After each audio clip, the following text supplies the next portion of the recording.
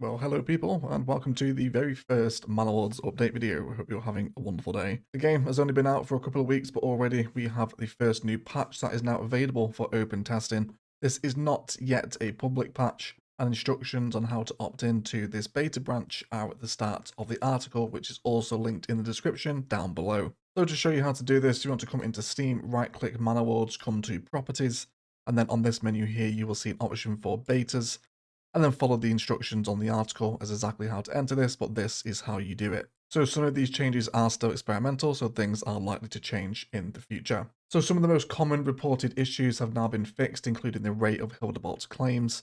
So the AI Lord isn't going to be as aggressive now with how quickly he claims the other provinces, which should kind of chill the game progression down a little bit, I think. The famous non-people spawning in huge numbers and not doing any work has also gone, meaning that those people that were just stood around doing nothing should now actually do work and contribute to your settlements. The clogged trading post has also been reduced. This was something you started to experience once you had lots of trading posts and lots of trade routes coming and going. The traders would just collide with each other. This has now been toned down. The game being stuck at the summary screen after a victory game over, this was a huge problem if you wanted to keep carrying on playing the save after you had kind of completed the main story, if you like, for lack of a better word. Archer damage has also been tweaked as well. This was actually nerfed on the day of release. When we were playing in the early access beta, archers were very overpowered, but upon release they were severely nerfed, too much, so I believe they've had their damage increased by about 3 times now. That's really good to see that getting fixed. The inefficient saw pit, which also triggered the generic storage for problem banners, was super irritating, so that should be sorted as well now. And then problems with optimizations in larger cities, but there is still some work to do in this regard. Inefficient marketplace supply, which is touched on later on in these patch notes, we'll come to that a little bit later, but marketplaces should now stay stocked a little bit more consistently. Problems with farming, like crops are raising in the winter, and ineffective harvests. Too harsh oversupply and undersupply of the various systems. People and livestock staying homeless even though there is plenty of living space in the settlement. And overly high ale consumption has all been tweaked. So these are the main kind of addressed issues in this patch, which is already so cool, isn't it? I would also highly suggest, if you're not in the Manor Lords Discord, Greg has actually set up a voting channel within the Manor Lords Discord itself. Again, I'll leave this link down below if you want to come and check it out.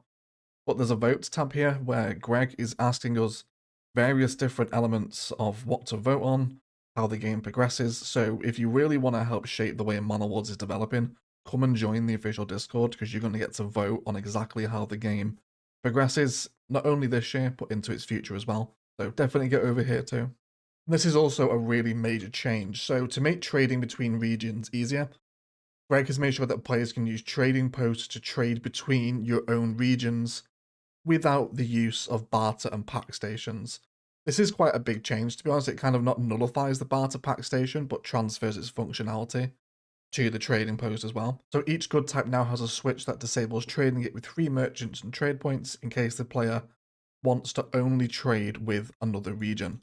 The displayed input price will adjust dynamically, showing the lowest possible price found, with trade-related development branches also taking a bit of a nerf, drastically because players argued that it made the game too easy. This is definitely referring to that trade logistics hub. It's actually one of the things I recommended you guys take in our survival guide. It brings all the import costs down to 25 gold because they get crazy expensive without them. Seems that isn't quite as overpowered anymore, so something to bear in mind as you go through that tech tree. This is also a really cool mechanic, so there has been a mourning period left. This makes fighting a little bit more impactful for the villagers now. Currently, people come home from war, and it's like, oh yeah, no worries, oh, John died, did he? Don't worry about it, that's fine. Not anymore. So whenever a person dies, there is now a 30-day mourning period that will basically nullify growth. No one's going to move in, which is really cool, you know? I love that war is starting to have an impact on the settlement. If you lose someone to a fight, the family at the Burgers plot is going to go into a period of mourning, which stops anyone replacing John 2 days after he had his head cut off in the fields of wheat. You'll also see that people carrying corpses now has a proper visual representation, which is very much needed. There's also been some new retinue armor added, which is really nice, right? Who thought we would be getting new armor pieces added to the game already? What a beautiful human being with wonderful character Greg is. So you can play with some new retinue armors here as well, which is really cool.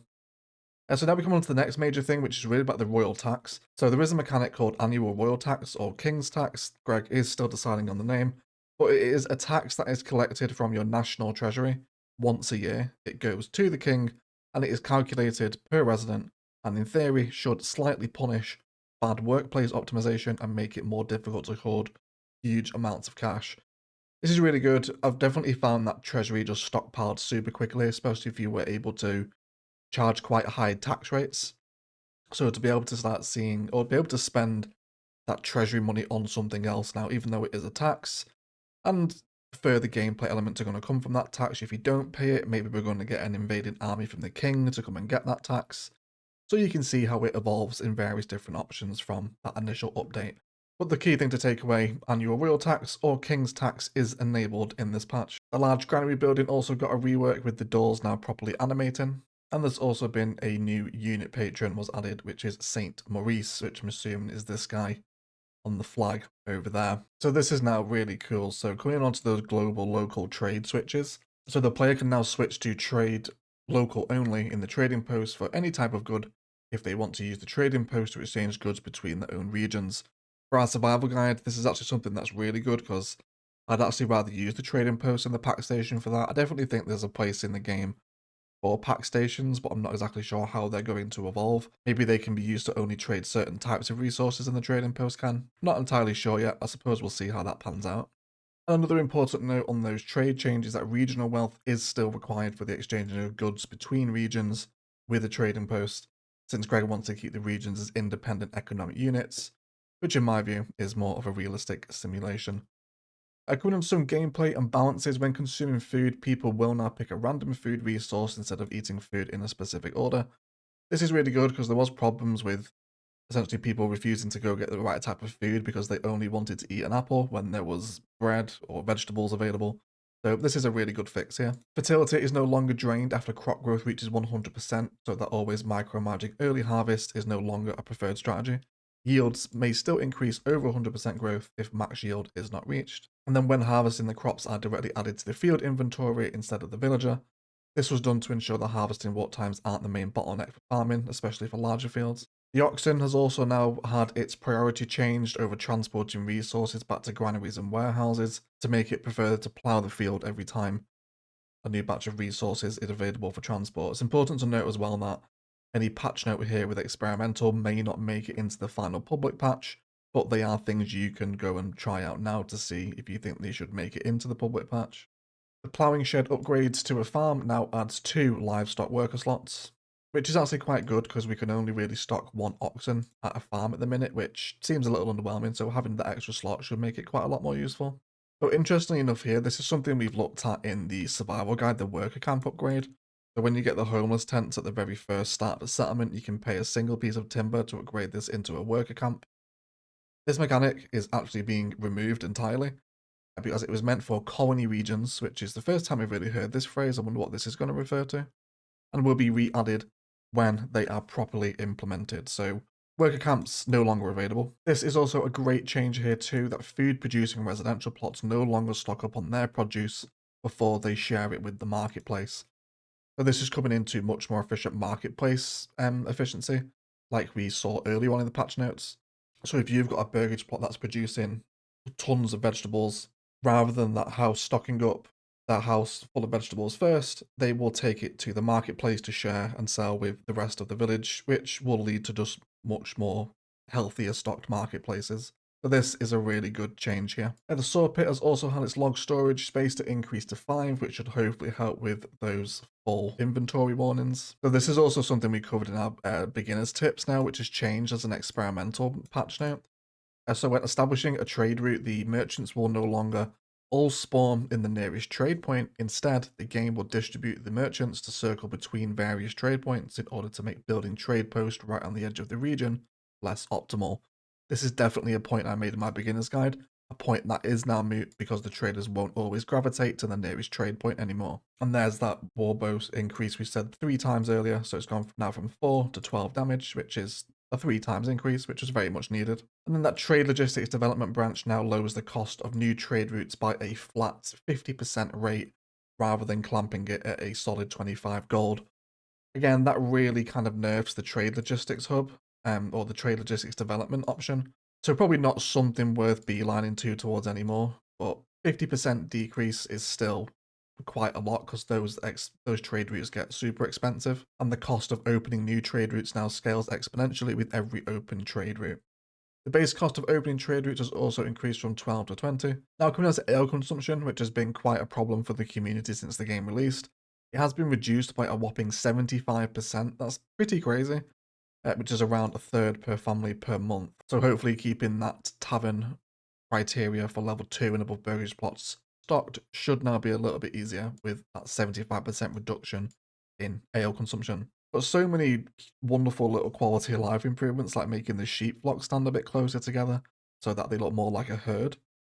There's also been a bunch of crash and bug fixes as well, so if you were one of the people experiencing heavy crashes and bugs, then there has been a lot addressed here, so maybe give it another try if you're having trouble getting to play. And then in terms of cosmetics, we mentioned there has been a new banner added, new visualization for carrying and moving dead bodies. Debris piles will now align to the ground slope if anything is built on a hill. Throwing the torch animation has also been fixed from ending too soon, with another whole bunch of wonderful little quality of life improvements. So it's really amazing to see that this first patch of Manor Lords has fixed so many crash and bug issues that people were experiencing, but also already starting to balance and improve the game from what it released as. I am tremendously excited to find out exactly how the new region trade is going to work between the regions now with the trading post. That's definitely something I thought should have been involved in the base game, is trade between regions or foreign trade should go through the trade post regardless. I kind of felt splitting that regional trade into a packmaster and a mule was a little bit of a kind of odd mechanic, so that's the kind of the biggest thing that's been changed here for me. I think that's really going to change how we trade up in the game. Got some great quality of life changes here, plus some new retinue armor, like who saw that coming? So super cool. Like I mentioned, all of these patch notes are linked down below to the Steam listing, and I'll also link my Discord as well if you want to come and hop over. We've got a whole Manor Lords channel where there's loads of different players, so if you want to get involved in a bit more of a Manor Lords community, check out my Overcharged Egg server. However, I thoroughly recommend and suggest you get into Greg's Manor Lords server, so you can be involved in shaping Manor Lords as it grows through these early access phases and through these major developments. You get to vote when Greg asks you. It's so cool. What a refreshing way to develop a game, to get the community to literally ping them in the Discord, the player base, and say, yo, how should this play? The majority gets to decide, the game gets better, the community loves it, it's amazing, it's a great way to interact. I really want to see more studios doing this. I know Greg and his kind of solo developer tag, I know it's not strictly true, given all the help he's had over the years, but I know he kind of has this niche of just being kind of a really small developer on this huge passion project, but I would love to see larger studios doing this. Imagine Cities Skylines tagging us, saying, what do you want next? Do you want a prop line tool, a forest brush? It's amazing, isn't it? Really good. Huge props to Greg for developing his game like this and just being so open and transparent and so hard working. You know, the dude sold 3.5 million units. He could have ghosted. He could have gone to the wind, but he's still here developing his passion project, and we absolutely love him for it. So get in his Discord, show him some love. All the links you need down below. Otherwise, let's thank you all so much for watching. Don't forget to subscribe for lots more Manor Lords content, including series, tutorials, tier lists, and updates. And those tier lists will come, but whilst these experimental patches are still going on, it's kind of hard to rank things, you know. But we will get there eventually with the Manor Lords tier lists, once kind of that base game economy stabilizes and Greg moves on to developing more significant and complicated processes. Massive shout out to all the patrons supporting the channel. Let's get involved in that instant gaming and Patreon are linked down below. Otherwise, let's thank you all so much indeed for watching, and as always, enjoy the rest of your day.